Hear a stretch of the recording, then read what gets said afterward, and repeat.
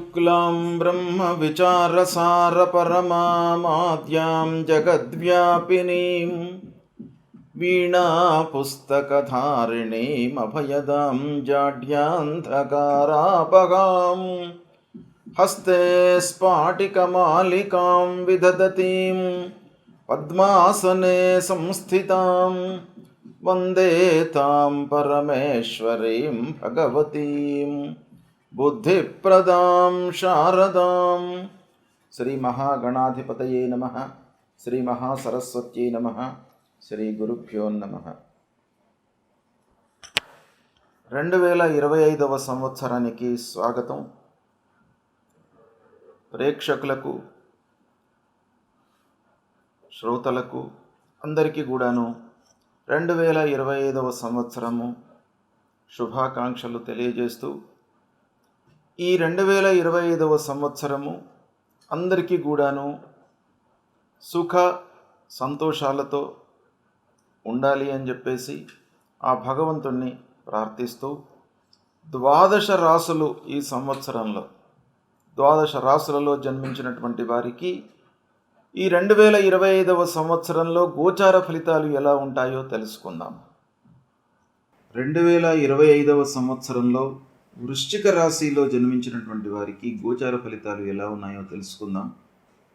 ముందుగా ఈ వృశ్చిక రాశిలోనికి ఏ నక్షత్రాలు, ఏ పాదాలలో జన్మించినటువంటి వాళ్ళు వస్తారు, ఏ అక్షరాలతో ప్రారంభమయ్యేటువంటి వ్యవహార నామం కలిగినటువంటి వాళ్ళు వస్తారో తెలుసుకుందాం. విశాఖ నక్షత్రం 4వ పాదంలో జన్మించినటువంటి వాళ్ళు, అనురాధ నక్షత్రం 1, 2, 3, 4 పాదములలో జన్మించినటువంటి వాళ్ళు, జ్యేష్ఠ నక్షత్రం 1, 2, 3, 4 పాదములలో జన్మించినటువంటి వాళ్ళందరూ కూడాను ఈ వృశ్చిక రాశి కిందికి వస్తారు. అయితే నక్షత్రము, పాదము తెలియనటువంటి వాళ్ళు వాళ్ళ వ్యవహార నామంలో ఉన్నటువంటి మొదటి అక్షరం, ప్రథమాక్షరాన్ని దృష్టిలో పెట్టుకొని రాశి నిర్ధారణ చేసుకోవాలి. ఆ అక్షరాలు ఏంటంటే తో, నా, నీ, ను, నే, నో, యా, ఈ, యు. ఈ అక్షరాలు, ఈ 9 అక్షరాలతో ప్రారంభమయ్యేటువంటి పేరు కలిగినటువంటి వాళ్ళు కూడాను వృశ్చిక రాశి కిందికి వస్తారు. అంతేకాకుండా కొన్ని ప్రత్యేకమైనటువంటి పేర్లు ఉంటాయి. అంటే ఈ మామూలు అక్షరాలతో ప్రారంభమయ్యేటువంటి వ్యవహార నామం కాకుండా సంయుక్తాక్షరాలు, ద్వంద్వాక్షరాలు, ఒత్తులతో కూడుకున్నటువంటి అక్షరాలతో ప్రారంభమయ్యేటువంటి పేర్లు కలిగినటువంటి వాళ్ళు కూడాను ఉంటారు. అయితే ఆ విషయం లోపల కూడాను మనకు శాస్త్రము కొన్ని పేర్లు నిర్దేశించింది. అవేంటంటే స్నుష, స్నేహ, యల్లన, యాచన, యజ్ఞేశ్వర్, శ్యామల ఇలాంటి పేర్లు కలిగినటువంటి వాళ్ళు కూడాను వృశ్చిక రాశి కిందికి వస్తారు. అయితే ఈ 2025వ సంవత్సరంలో వృశ్చిక రాశి జాతకులకు ప్రధానమైనటువంటి గ్రహాలు గురు, శని, రాహువు, కేతు.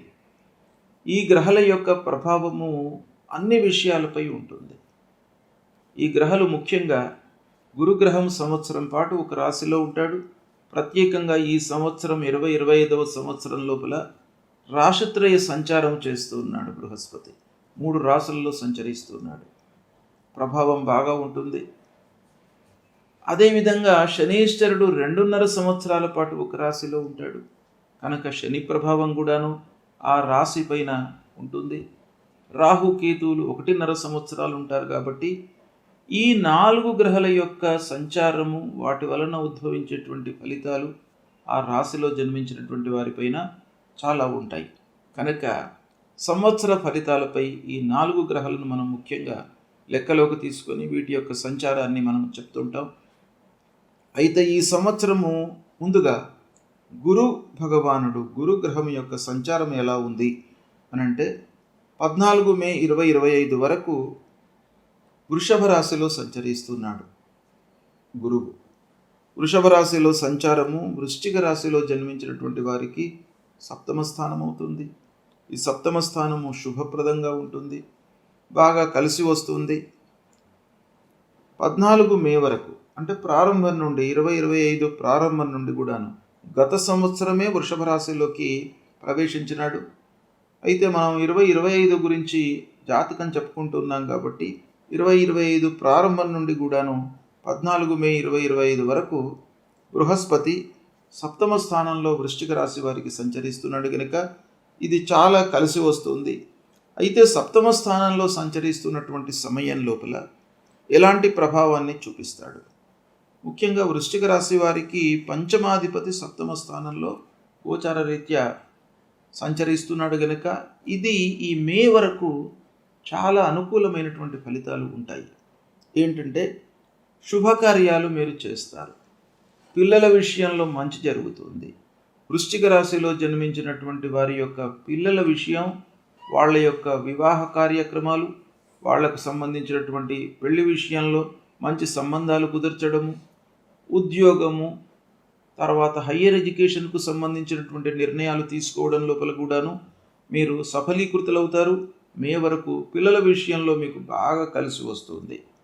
ఇక చేసేటువంటి ప్రయత్నాలు సంపూర్ణంగా ఫలిస్తాయి. పెళ్ళైనటువంటి వారికి, సంతానం కొరకై ఎదురు చూస్తున్నటువంటి వారికి ఈ 14 మే వరకు చాలా అనుకూలమైనటువంటి సమయం. సంతాన ప్రాప్తి కూడాను ఈ సమయంలో కలుగుతుంది. ఇక ఇంటి వాతావరణం మీకు ముఖ్యంగా అనుకూలంగా ఉంటుంది. భార్య పిల్లలతో, కుటుంబ పెద్దలతో స్నేహంతో, సఖ్యతతో ఉంటారు, సంతోషంగా గడుపుతారు. ఇంటి వాతావరణము మీకు ఒక 1000 ఏనుగుల బలాన్ని ఇస్తుంది. ఈ సమయం లోపల బాగా కలిసి వస్తుంది. ఇకపోతే మీరు చేసేటువంటి వృత్తి కూడాను చాలా సంతృప్తిగా కొనసాగుతుంది. ఉద్యోగస్తులకు, వ్యాపారస్తులకు, స్వయం వృత్తిలో ఉన్నటువంటి వారికి అందరికీ కూడాను మీరు చేస్తూ ఉన్నటువంటి వృత్తి చాలా ఆనందదాయకంగా ముందుకు కొనసాగుతుంది. ఆర్థికంగా కూడాను మీకు బాగా కలిసి వస్తుంది. అభివృద్ధి పథం లోపల మీరు ప్రయాణం చేస్తారు ఈ సమయం లోపల. ఇక 14 మే రోజున మిథున రాశిలోకి ప్రవేశిస్తున్నాడు బృహస్పతి. 14 మే నుండి 19 అక్టోబర్ వరకు మిథున రాశిలో సంచరిస్తున్నాడు. ఈ మిథున రాశిలో సంచారము అష్టమ స్థానం అవుతుంది.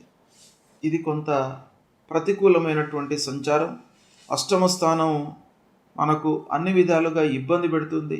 ఆకస్మికమైనటువంటి ఇబ్బందులు, అనుకోని ఖర్చులు ముందుకు రావడము, పిల్లల విషయంలో మనం అనుకున్న దానికి భిన్నంగా జరగడము, అతి ప్రయత్నంగా మనము కొన్ని పనులు పూర్తి చేయవలసినటువంటి పరిస్థితి ఏర్పడము, ప్రతి విషయం లోపల కూడాను ఆలస్యమయ్యేటప్పటికీ మనకు భయము, ఆందోళన ఇవన్నీ కూడాను మనసు లోపల కలిగేటువంటి అవకాశాలు ఉంటాయి.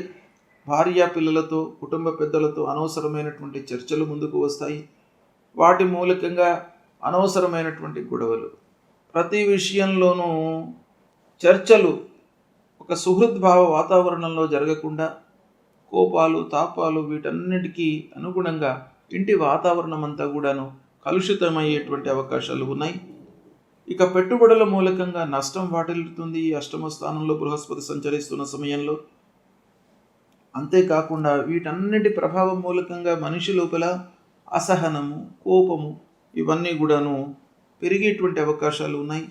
కొన్ని వస్తువులను పెట్టి మర్చిపోయేటువంటి అవకాశాలు కూడాను ఉంటాయి ఈ సమయం లోపల. కాబట్టి విలువైనటువంటి వస్తువులను జాగ్రత్తగా మీరు చూసుకోవడం మంచిది. వాటిని కాపాడుకోవడము, కొన్ని వస్తువులు పోవడము, ఇది ప్రధానంగా అష్టమ స్థానంలో సంచరిస్తున్నటువంటి సమయంలో జరుగుతుంది. ఇక ఉద్యోగస్తులకు అధికారుల వైపు నుండి విమర్శలు, అనవసరమైనటువంటి విమర్శల మూలకంగా మనిషి మానసికంగా దిగజారేటువంటి అవకాశాలు ఉన్నాయి. ఎంత కష్టపడి పనిచేసినప్పటికీ అధికారుల యొక్క మన్ననలు పొందకపోయేటప్పటికీ మనిషి లోపల ఒక అసంతృప్తి అనేటువంటిది ఏర్పడుతుంది. ఇక ప్రయత్నించి పనులు చేసినప్పటికీ కొన్ని కలిసి వస్తాయి, కొన్ని కలిసి రావు. ఇలాంటి పరిస్థితి ఉంటుంది.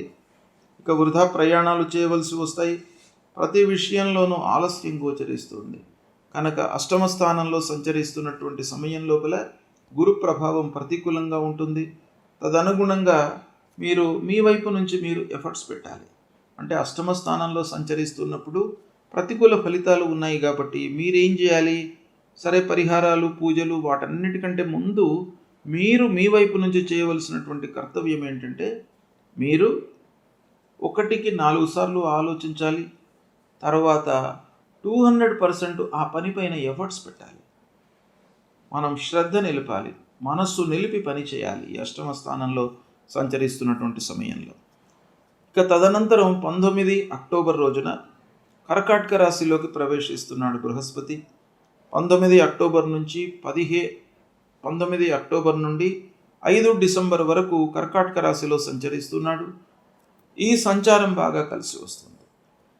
అంటే 9వ స్థానంలో సంచరిస్తున్నాడు. ఇది చాలా యోగప్రదమైనటువంటి సంచారం వృశ్చిక రాశి వారికి. ఏంటంటే 19 అక్టోబర్ నుండి 5 డిసెంబర్ ఈ మధ్యకాలం లోపల గురువు కర్కాటక రాశిలో ఉచ్చ స్థానంలో సంచరిస్తున్నాడు. అంటే భాగ్యస్థానం అవుతుంది వృశ్చిక రాశి వారికి. పంచమాధిపతి, ధనాధిపతి భాగ్యస్థానంలో సంచరించడము చాలా కలిసి వచ్చేటువంటి అంశం. ముఖ్యంగా ఆర్థిక స్థితిపైన, కుటుంబం పైన, మీ మాట పలుకుబడి పైన, పిల్లల విషయం లోపల, తర్వాత పెద్దలు, కుటుంబ పెద్దలు, మీరు చేసేటువంటి కార్యక్రమాలపైన, పనులపైన, వీటన్నిటిపైన కూడాను మీకు మంచి ప్రభావం కలుగుతుంది.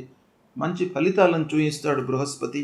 అంతేకాకుండా భాగ్యస్థానంలో సంచరిస్తున్నటువంటి సమయంలో మీరు చేపట్టినటువంటి కార్యక్రమాలలో ఆశించినటువంటి ఫలితాలు ఉంటాయి. మీరు ఎంతనైతే ఎక్స్పెక్ట్ చేస్తారో దానికి 2 రెట్లు ఫలితాన్ని పొందేటువంటి అవకాశాలు ఉంటాయి. ఇక అన్ని విధాలుగా మీకు కలిసి వస్తుంది. సుఖంగా, సంతోషంగా ఉంటారు. రావాల్సినటువంటి డబ్బు కూడాను మీకు చేతికి వస్తుంది. ధనాధిపతి భాగ్యంలో ఉన్నాడు కాబట్టి మీకు రావాల్సినటువంటి డబ్బు చేతికి అందుతుంది. తద్వారా కుటుంబంలో ఒక సంతోషకరమైనటువంటి వాతావరణం, ఎన్నో రోజుల నుంచి ఎదురు చూస్తూ ఉన్నటువంటి డబ్బు, ఎన్నోసార్లు అడిగినా కూడాను రానటువంటి డబ్బు ఈ సమయంలో మీకు చేతికి అందేటువంటి అవకాశాలు బాగా ఉన్నాయి. కాబట్టి అది చాలా మనకు సంతోషాన్ని ఇచ్చేటువంటి అంశం. ఇక కొన్ని కొత్త పనులు మీరు ఆచరించేటువంటి అవకాశాలు ఉన్నాయి ఈ సమయం లోపల. ముఖ్యంగా ఇళ్ళు కట్టడము, భూములు కొనడము, వాహనం కొనడము, పిల్లల వివాహ కార్యక్రమం లోపల మంచి సంబంధాలు చూడడము, వివాహం జరపడము, ఇలాంటి శుభకార్యాలు ఈ సమయం లోపల మీరు చేసేటువంటి అవకాశాలు బాగా ఉన్నాయి. అన్ని విధాలుగా మీకు కార్యాభీష్ట సిద్ధి ఈ సమయంలో కలుగుతుంది. అంతేకాకుండా స్థిరాస్తులు, చరాస్తుల మూలకంగా ఆదాయం కూడాను పెరుగుతుంది. ఓవరాల్గా ఈ భాగ్యస్థానంలో సంచారం మీకు బాగా కలిసి వస్తుంది. ఏ సమయము అనేటువంటిది మళ్ళీ ఒకమారు చెప్తాను. ఈ సమయాన్ని మీరు గుర్తుపెట్టుకొని దానికి అనుగుణంగా మీ కార్యక్రమాలు మీరు చేపట్టినట్టయితే తప్పకుండా మీకు మంచి ఫలితాలు కలుగుతాయి. అదేంటంటే 19 అక్టోబర్ నుండి 5 డిసెంబర్ మధ్యకాలంలో కర్కాటక రాశిలో సంచరిస్తున్నాడు. ఉచ్చస్థానంలో, భాగ్యస్థానంలో సంచరిస్తున్నాడు. ఈ సమయం మీకు బాగా కలిసి వస్తుంది. ఇక తదనంతరం 5 డిసెంబర్ రోజున ఈ గురు భగవానుడు వక్రరీత్యా మిథున రాశిలోకి మళ్ళీ వెనక్కి వస్తున్నాడు. కర్కాటకం నుండి మిథునంలోకి వస్తున్నాడు. వక్రరీత్యా మిథున రాశిలోకి వస్తున్నాడు. మిథున రాశిలోకి రావడము అష్టమ స్థానం అవుతుంది. అంటే మిథున రాశిలో వక్రించి 5 డిసెంబర్ నుంచి 1 జూన్ 2026 వరకు ఉంటున్నాడు. అంటే అష్టమ స్థానంలో ఎక్కువ రోజులు ఇక్కడ ఉంటున్నాడు. అయితే వక్రించి ఉంటున్నాడు కాబట్టి ముందు ఏదైతే మనకు 14 మే నుండి 19 అక్టోబర్ వరకు మిథున రాశిలో అష్టమ స్థితిలో ఉన్నటువంటి ఫలితం ఏదైతే ఉందో దానికి భిన్నంగా ఈ కాలంలో మనకు ఇచ్చేటువంటి అవకాశాలు ఉన్నాయి. ఎందుకంటే ఇక్కడ వక్రించి ఉంటున్నాడు కాబట్టి. అయితే ఏదేమైనప్పటికీ అష్టమ స్థానం కొంత ప్రతికూలమైనటువంటి ఫలితాలు ఉంటాయి కనుక కొంత జాగ్రత్తలు తీసుకోవడము, 1కి 4 సార్లు ఆలోచించి వ్యవహారం చేయడము, ప్రతి పని లోపల కూడాను మనస్సు నిలిపి చేయడము చాలా అవసరము. ఇక 2వ ప్రధానమైనటువంటి గ్రహ శనీశ్వరుడు. ఈ శని భగవానుడు వృశ్చిక రాశి వారికి 29 మార్చి 2025 వరకు 4వ స్థానంలో అంటే అర్ధాష్టమ స్థానంలో సంచరిస్తున్నాడు. ఈ అర్ధాష్టమ స్థానంలో సంచరించడం చాలా ప్రతికూలం. అయితే ఈ సమయం లోపల కొంత జాగ్రత్తలు తీసుకోవాలి. ముఖ్యంగా ప్రారంభం నుండి 2025 ప్రారంభం నుండి 29 మార్చ్, అంటే మార్చి చివరి వరకు అనుకోండి, జనవరి, ఫిబ్రవరి, మార్చి 3 నెలలు అర్ధాష్టమ స్థానంలో ఉంటున్నాడు. ఈ అర్ధాష్టమ స్థానంలో ఉన్నప్పుడు కొంత ఇంటి వాతావరణం మనకు ఇబ్బందికరంగా ఉంటుంది. అనవసరమైనటువంటి ఆలోచనల మూలకంగా ఫ్రీక్వెంట్గా మనకు కలహాలు, వైషమ్యాలు, గొడవలు ఇంటిలో సంభవించేటువంటి అవకాశాలు ఉంటాయి. అనవసరమైనటువంటి వాగ్వివాదాల మూలకంగా గ్యాప్ ఏర్పడేటువంటి అవకాశాలు ఉన్నాయి. అనాలోచిత పెట్టుబడుల మూలకంగా నష్టాలు, రాజకీయ నాయకులకు కొన్ని అనవసరమైనటువంటి ఖర్చులు, ఇలాంటివి ఈ అర్ధాష్టమ స్థానంలో ఉన్నప్పుడు జరుగుతాయి. వ్యాపారస్తులకు కూడాను అనాలోచిత పెట్టుబడులు, తద్వారా నష్టం వాటిల్లేటువంటి అవకాశాలు బాగా కనబడుతున్నాయి. ప్రయాణాల మూలకంగా అలసట, అనారోగ్యం కూడాను ఈ సమయంలో సంభవిస్తుంది. వాహనముల మూలకంగా ఖర్చులు, అనవసరంగా రిపేర్లు ముందుకు రావడము, ఫోర్స్డ్గా మనము చేయవలసినటువంటి స్థితి ఏర్పడము, ఇవన్నీ కూడాను ఈ సమయం లోపల కనబడుతున్నాయి. కనుక దీన్ని అధిగమించడానికి మీరు శ్రద్ధతో పనులు చేయడం అనేటువంటిది అవసరము. ఇక 29 మార్చి 2025 తర్వాత శని భగవానుడు పంచమ స్థానంలోకి ప్రవేశిస్తున్నాడు. అంటే కుంభరాశి నుండి మీనరాశిలోకి ప్రవేశిస్తున్నాడు. ఆ మీనరాశిలో 2.5 సంవత్సరాల పాటు ఉంటాడు. అంటే వృశ్చిక రాశి వారికి పంచమ స్థానం అవుతుంది. పంచమ స్థానం లోపల కూడాను శనీశ్వరుడు ప్రతికూలమే గోచార రీత్యా. గోచార ఫలితాలు ఆ శనికి సంబంధించినంత మట్టుకు కొంత ప్రతికూలంగానే ఉంటాయి. అయితే ఈ కాంబినేషన్ మనం చూసినట్టయితే వృశ్చిక రాశి వారికి చతుర్థాధిపతి అవుతాడు. చతుర్థాధిపతి పంచమ స్థానంలో సంచరించడము ఇది కొంత యోగదాయకమైనటువంటి కాంబినేషన్. కాబట్టి ఏదైతే ఆ పంచమ స్థానంలో గోచార రీత్యా కలిగేటువంటి ఫలితాలు కొంత తగ్గుతాయి. అయినప్పటికీ మనం గోచారమే చెప్పుకుంటున్నాం గనక ఆ పంచమ స్థానంలో సంచరించడం మూలకంగా కొన్ని ఇబ్బందులు తప్పవు. ప్రయత్నాలకు భిన్నంగా కొన్ని ఫలితాలు ఉండే అవకాశాలు ఉంటాయి. తలిచినటువంటి ప్రారంభించినటువంటి కార్యక్రమాలలో కొంత ఆలస్యము వాటిల్లుతుంది. కొంత ఆర్థికపరమైనటువంటి సమస్యలు కూడాను ముందుకు వస్తాయి. ముఖ్యంగా ఏంటంటే తృతీయ చతుర్థాధిపతి పంచమంలో మంచి ఫలితాన్నే ఇస్తాడు. దాంతోపాటుగా తృతీయాధిపతి కూడాను అయినాడు కాబట్టి కొంత బాధించి మనకు ఫలితాలు ఇస్తాడు. అంటే ప్రారంభంలో కష్టపెడతాడు, దాని తర్వాత మళ్ళీ మనకు రిజల్ట్ అనుకూలంగానే ఉంటుంది. ఇక పూర్వము తీసుకున్నటువంటి రుణాల విషయం మీరు మనస్సు నిలపాలి. అనవసరమైనటువంటి మనకు బ్యాడ్ నేమ్ వచ్చేటువంటి అవకాశాలు ఉంటాయి ఇక్కడ పంచమ స్థానాల్లో. అంటే మీరు రిపేమెంట్ పైన మనస్సు బాగా నిలపాలి. ఇకపోతే ఆత్మీయులు, స్నేహితులు, దగ్గరి వాళ్ళతో కొన్ని వైషమ్యాలు ఉండే అవకాశాలు ఉంటాయి. కాబట్టి వారితో కొంత జాగ్రత్తగా ఉండండి. సమయ స్ఫూర్తితో నిర్ణయాలు తీసుకోండి.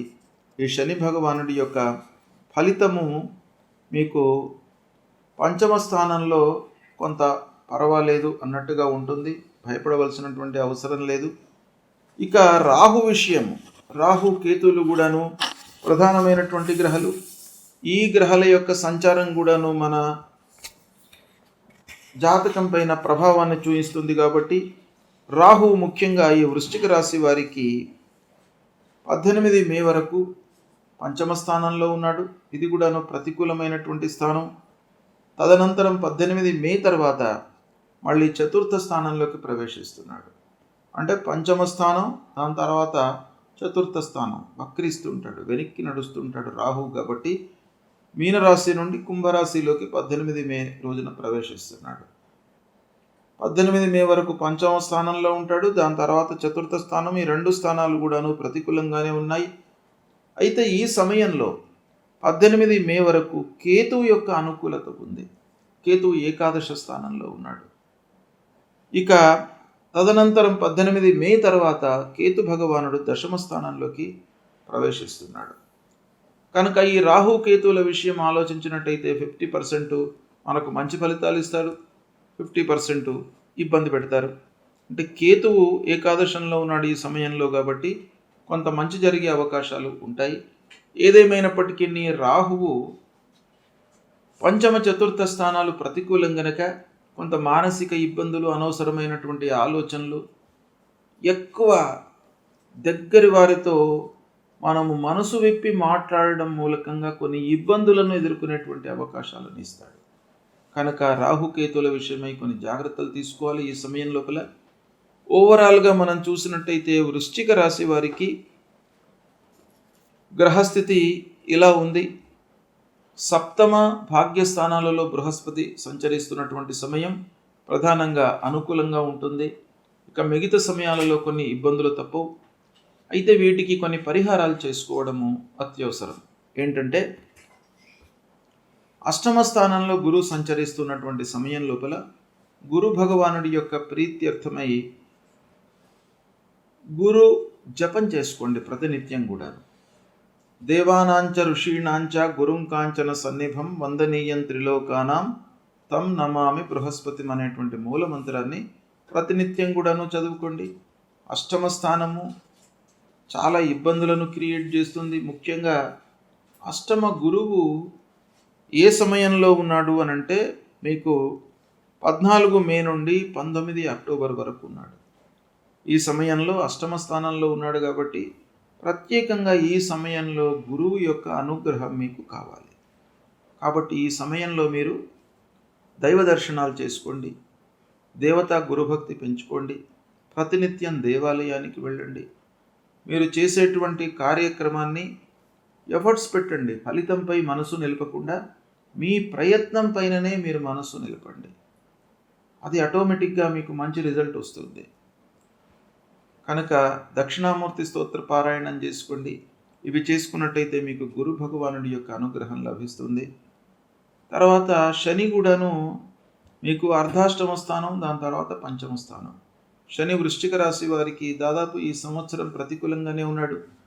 కనుక శని ప్రీత్యర్థమై మూలమంత్రాన్ని జపించండి. నువ్వుల నూనెతో శనీశ్వరుడికి అభిషేకం చేయండి ప్రతి శనివారం కూడాను. శని పరిహారం కొరకు ముఖ్యంగా మాస శివరాత్రి అనేటువంటిది వస్తుంది మీకు ప్రతి మాసం లోపల కూడాను. అమావాస్య కంటే ముందు ఆ మాస శివరాత్రి రోజున మీరు శివాలయానికి వెళ్ళి అభిషేకం చేసుకొని ఆ భగవంతుణ్ణి మీరు దర్శించుకున్నట్టయితే తప్పకుండా శని భగవానుడికి సంబంధించినటువంటి దుష్ప్రభావం తగ్గుతుంది. ప్రతి మాసం కూడాను మాస శివరాత్రి రోజున శివాలయానికి వెళ్ళండి. ఆంజనేయ స్వామి యొక్క ఆలయానికి వెళుతూ హనుమాన్ చాలీసా పఠించండి. ఇది చేసినట్టయితే శని ప్రభావం తగ్గుతుంది. ఇక రాహుకేతువుల ప్రీత్యర్థమై మూలమంత్రాన్ని జపించండి ప్రతినిత్యం కూడాను. మూలమంత్రం ఏంటంటే, రాహువుకి అర్ధకాయం మహావీర్యం చంద్రాదిత్య విమర్దనం సింహికా గర్భసంభూతం తం రాహుం ప్రణమామ్యహం అనేటువంటి ఈ శ్లోకాన్ని చదువుకోండి. కేతు విషయం లోపల ఫలాశ పుష్ప సంకాశం తారకా గ్రహమస్తకం రౌద్రం రుద్రాత్మకం ఘోరం తం కేతుం ప్రణమామ్యహం. ఈ 2 శ్లోకాలను మీరు ప్రతినిత్యం కూడాను చదువుకోండి. అమ్మవారి దేవాలయానికి వెళ్ళండి. మీరు ఆఫీసుకు వెళ్ళేటువంటి సమయం లోపల మార్గమధ్యంలో ఒక దేవాలయానికి వెళ్తుండండి ప్రతినిత్యం కూడా. వెళ్ళి ఆ దైవ దర్శనం చేసుకున్నట్టయితే మీకు ఆ దైవానుగ్రహం మూలకంగా ఈ గ్రహస్థితుల మూలకంగా కలిగేటువంటి దుష్ప్రభావం తగ్గుతుంది. ఈ పరిహారాలను ఆచరించండి, శుభ ఫలితాలను పొందుతారు. శుభం.